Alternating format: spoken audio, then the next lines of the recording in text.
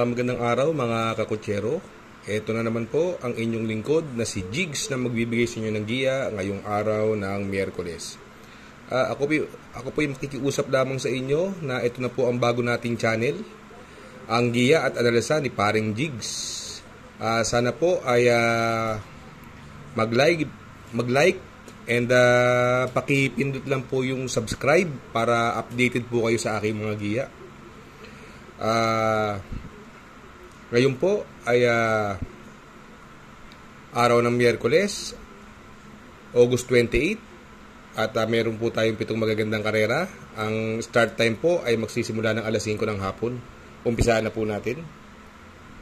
Race number 1, kung saan magsisimula ang winner take all. Pilracom rating based handicap system race, class 5 split placer.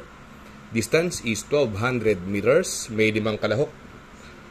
Dito sa karerang ito, no, tingin ko 2-horse race lang ito, between 2 and 3, pero nalalamangan ako sa 2, 7 and Earth.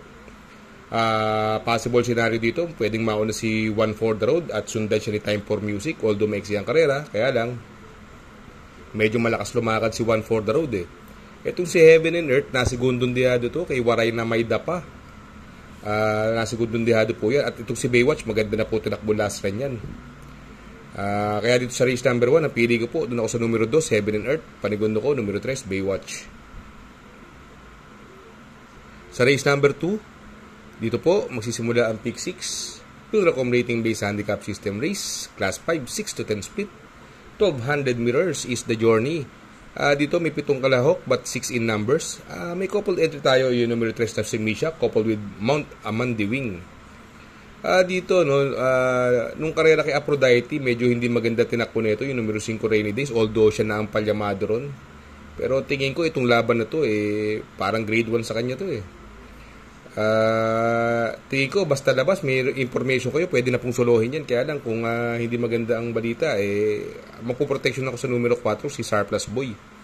Medyo ayoko muna kay Misha dahil hindi ko nakikita yung magaganda yung mga tinatakbo niya ito namang si Awesome Cool at saka si Smiling Lady, possible na maghabulan sa unahan yan. Kaya dito sa race number 2, ang pili ko po, numero 5, Rainy Days. Panigundo ko, numero 4, Surplus Boy.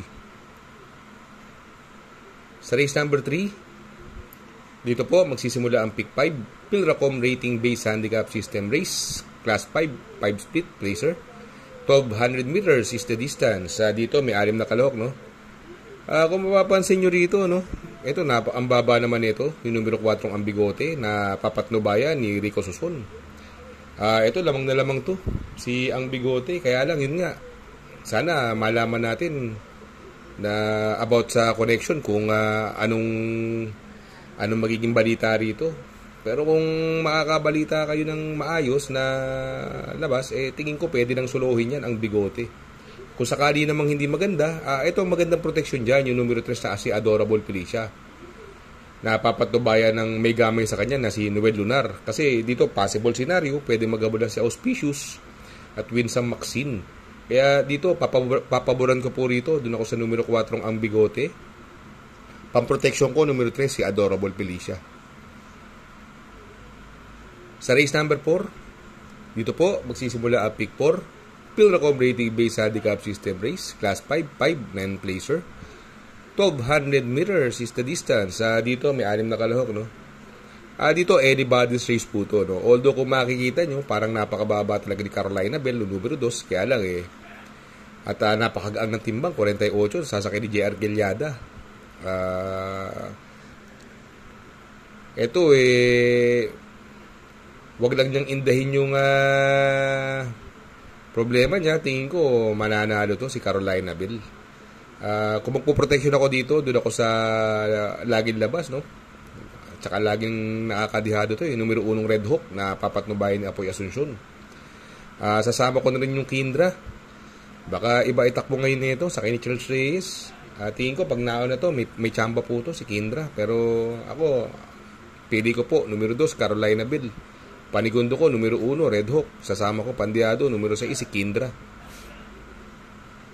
Sa race number 5, Pilracom rating based handicap system race, class 5, 6 to 10 split. 1,400 po ang distansya rito, no? Dito may siyam na kalahok po rito. Itong Fort Kennedy, lately ang gaganda na ng mga tinatakbo nito, no. Medyo problema lang aparato, pero pag ito nauna, tingin ko itong horse to beat yan, Fort Kennedy. Tinuturuan ng sumunod to Fort Kennedy nung karera tersero na nakaraan to, dikit-dikit lang yung laban nila Itong si So Humble naman, ang ganda ng panalo, no. Napapatubayan naman ni Jomer Storke, may naipanalo niya po yan, si So Humble. Yung ibang may panalo rito, pwedeng isama, Rule the World, Pendant, yan, pwedeng isama yan. Pero ako, pili ko po, dun ako sa numero 4 Fort Kennedy, panigundo ko, numero 7, So Humble. Sa race number 6, penultimate race, Pilracom Rating Based Handicap System Race, Class 5, 11 to 15, split distance is 1,400 meters. Dito may siyam nakalahok po dito, no. Kung mapapansin natin, ang pwedeng mauna dito yung Galloping Ghost at saka yung Axis Deviation na sasakay ni Rico Suson. Pero kung makakabuo si Galloping Ghost, may tsamba po yan, gamay ni Pati Dilema. Itong bagong baba, tingin kong matinding makakalaban niya, yung BG. Nasakay ni Eminem. Although tinalo ni BG yan, si Galloping Ghost. Sa tingin ko, yan ang horse to beat yan, yung BG. Itong karerang to, sa race number 6, kung mamimili ako, dalawa lang po ako dito. Doon ako sa numero 1 BG, panigundo ko, numero 3, Galloping Ghost. Sa race number 7, last and final race, Pilracom Rating Based Handicap System Race, Class 4, 16 to 21 split, 1,400 meters is the distance. Dito may 10 kalahok, no? Another anybody's race to, mga kakutsero. May mga panalo po dyan, sa tingin ko, sarili kong opinion. Majestic Star, Make a Difference, Queen Gabi, Darna. Tsaka yung mababa na sa laban ng Mami's Love. Ito, tingin ko, kalabit ikot yan, Mami's Love. Basta labas, kaya makibalita kayo sa connection yan. Dito, dun ako sa numero 5, Majestic Star. Ang galing kay JD Calagos nito. Talking horse sa kanya to, Majestic Star. Sa tingin ko, malaki chance na itong Majestic Star na to. Yung Make a Difference, may panalo din. Kaya lang, syempre, from Uno Hernandez, naging si Isaac Aguila. Medyo, syempre, magaling naman si Uno. Magaling din naman si Isaac. Pero, syempre, Uno Hernandez yun Kaya ako, medyo ayoko muna sa kanya. Pero may panalo po yan. Yung numero 7, Queen Gabi, yan, gamay po ni Michael De Jesus yan. Ang baba na po sa laban yan, si Queen Gabi. Ito namang si Darna. Although mababa sa laban, sa akin binigay na kay King Boris, hindi masyadong magandang mga tinatakbo nitong si Darna Pero may panalo din po yan, si Darna. Kaya dito sa last and final race, sa race number 7, ang pili ko po dyan, numero 5, Majestic Star. Panigundo ko, numero 7, Queen Gabi. At isasama kong pandiado, alamin lang sa connection, numero 10, Mami's Love. Good luck mga kakutsero. Sana po matapat ang ating giya at yung mga nakasunod, sana po ay magsitama po kayo. Ito na po ang ating bagong channel, ang Giya at Analisa ni Paring Jigs. Sana po ay mag-subscribe po kayo. Please like, share, subscribe, and hit the notification bell para updated kayo sa mga giya. Good luck po and happy racing.